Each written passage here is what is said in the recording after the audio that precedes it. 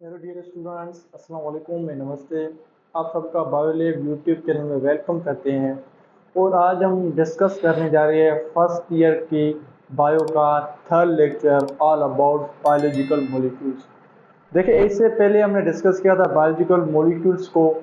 उनमें हमने डिस्कस किया इम्पोर्टेंस ऑफ वाटर, ठीक है। उसके अलावा हमने डिस्कस किया प्रोटोप्लाज्म के हवाले से। तो आज के लेक्चर हम देखेंगे बायोलॉजिकल मॉलिक्यूल्स होते क्या है। बायोलॉजिकल मॉलिक्यूल को समझने से आपको समझने के बाद आप प्रोसेस देखिए, कंडेंसेशन और हाइड्रोलाइसिस के दरमियान डिफरेंस क्या है। फर्स्टली, कंडेंसेशन बेटा एक ऐसा प्रोसेस है जिसमें क्या होगा बेटा, वाटर जो कि रिमूव होगा।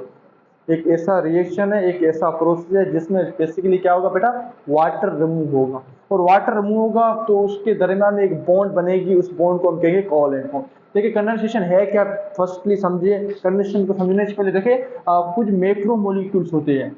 मैक्रो मॉलिक्यूल्स होती है बेटा, वो बने हुए होते हैं यूनिट्स के, जो कि कंबाइन होकर कुछ यूनिट्स रिपीट हो रहे हैं। तो वो कंबाइन होकर एक रिपीटिंग यूनिट्स के मिले बने होंगे।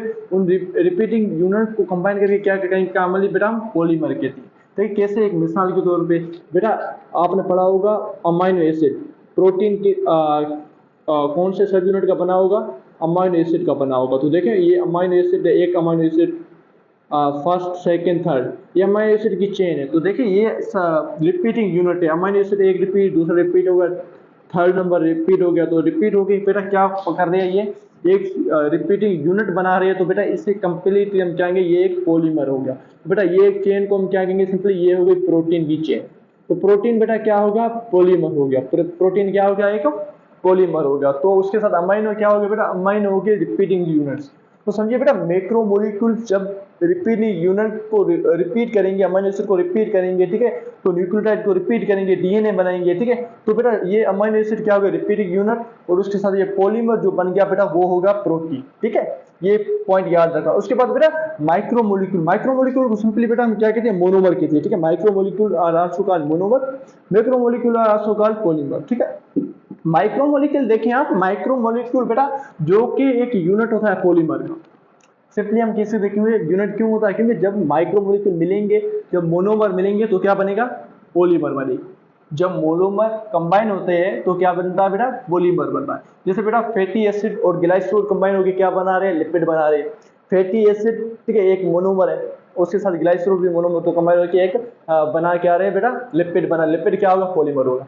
जैसे अमाइनो एसिड मैंने आपको बताया, अमाइनो एसिड में क्या होता है बेटा, अमाइनो एसिड जो मोनोमर है, जो कंबाइन होकर क्या कर रहे हैं, पॉलीमर बना रहे हैं। पॉलीमर कौन सा बना रहे हैं बेटा, पॉलीमर बना रहे हैं, प्रोटीन बना रहे हैं, ठीक है। उस तरह आप देखेंगे मोनोसेक्राइड आपने पढ़ा, ठीक है। Saccharide word refer to sugar.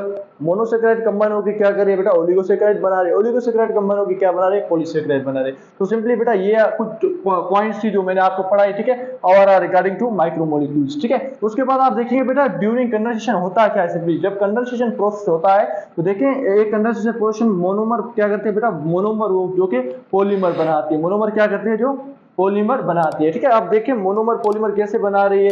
इधर आप देखिए ये सीक्वेंस मैंने ड्रा की थी प्रोटीन की। अब देखते हैं मोनोमर पॉलीमर कैसे बना रहे हैं बेटा। ये देख रहे हैं आप, ये एक मोनोमर है, ठीक है। के ऊपर आप देख रही है, मोनोमर के ऊपर ये हाइड्रोक्सिल ग्रुप लगा हुआ है, इधर क्या लगा, हाइड्रोजन आयन लगी हुई है, ठीक है। आप देख रहे हैं ये मोनोमर दो कंबाइन हो रही है, ठीक है। ये दोनों कंबाइन होकर बेटा, मैंने आपको बताया कंडेंसेशन में क्या होगा बेटा, वाटर का रिमूवल होगा। वाटर आप देखिए इधर इन रिएक्शन में क्या हो रहा है, वाटर का रिमूव हो रहा है, ठीक है। उसी साथ इनके दरमियान एक बॉन्ड बन रही है, ठीक है। हाइड्रोक्सिल ग्रुप हाइड्रोजन मिलके बेटा ये क्या करे, एक चेन बना रहे हैं, ठीक है। ये एक बॉन्ड बना रहे हैं जिससे बॉन्ड को हम कहेंगे कोवैलेंट बॉन्ड। और ये बेटा क्या बनेगा, डाइमर बनेगा। डाइमर हम किसी कहते हैं बेटा, ठीक है, डाई मीन्स टू, ठीक है, मर मीन्स अरेंजमेंट, ठीक है। जैसे poly means two, poly means many, mer mean arrangement, जिसमें बहुत सारे अरेंजमेंट्स हो, ठीक है। तो उसे हम कॉमनली क्या कहते हैं, पॉलीमर कहते हैं। तो बेटा आप देखिए ये हाइड्रोक्साइड ग्रुप, उसके साथ हाइड्रोजन, ये जो कि मिलके एक बना रहे, डाइमर बना रहे, उसके साथ बेटा वाटर जो कि रिमूव हो रहा है। अब देखिए बेटा, मैंने लिखा है इसको कंडेंसेशन को हम क्या कहते हैं बेटा, कंडेंसेशन को हम डिहाइड्रेशन सिंथेसिस कहते हैं। डिहाइड्रेशन सिंथेसिस कहने का मकसद क्या है, डिहाइड्रेशन सिंथेसिस कहने का मकसद यही है, क्योंकि इसमें तो पहला तो ये होगा डिहाइड्रेशन, क्योंकि वाटर रिमूव हो रहा है। जब वाटर रिमूव होगा तो उसे हम सिंपली क्या कहेंगे, डिहाइड्रेशन कहती है।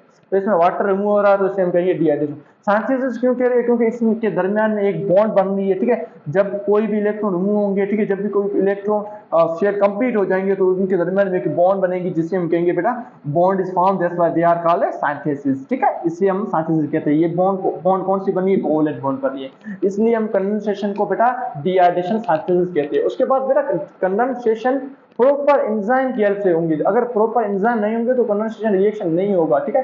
कंडेंसेशन रिएक्शन नहीं होगा, नहीं वाटर में रिमूव होगा, ठीक है। तो देखिए बेटा कंडेंसेशन के लिए प्रॉपर एंजाइम की प्रोडक्ट चाहिए हमको। उसके साथ बेटा मोनोमर जो कि एक्टिव एनर्जी फॉर्म में हो। मोनोमर क्या हो बेटा, एक्टिवेटेड एनर्जी फॉर्म हो तभी होते हैं। जैसे मैंने आपको बताया इसमें क्या होता है बेटा, मोनोमर मिलके एक पॉलीमर को बनाते हैं। मोनोमर मिलके एक पॉलीमर को बना, अमाइनो एसिड मिलके एक प्रोटीन को बनाए। तो बेटा इसमें तभी होगा जब अमाइनो एसिड मिलेगा।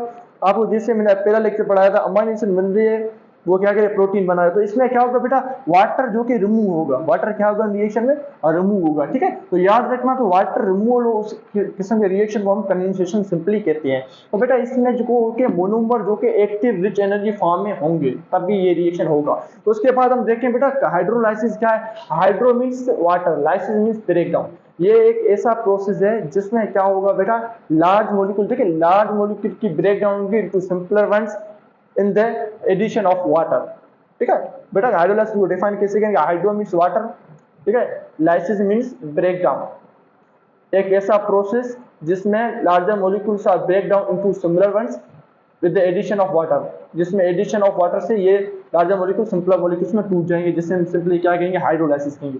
अब जब हाइड्रोलाइसिस होगी, जैसे आपको पता है कंडेंसेशन, कंडेंसेशन क्या हो रहे हैं, मोनोमर मिलके पॉलीमर बना रहे थे। अब इधर क्या होगी, जो अमाइनो एसिड बन चुका है बेटा, अब जो कि इधर प्रोटीन बन चुका है, देखिए प्रोटीन जो बन चुका है वो टूटेगा कौन से मॉलिक्यूल्स में, अमाइनो एसिड्स में। तो इसे हम सिंपली कहेंगे प्रोटीन टूट जाए अमाइनो एसिड में, उसे हम कहेंगे हाइड्रोलाइसिस।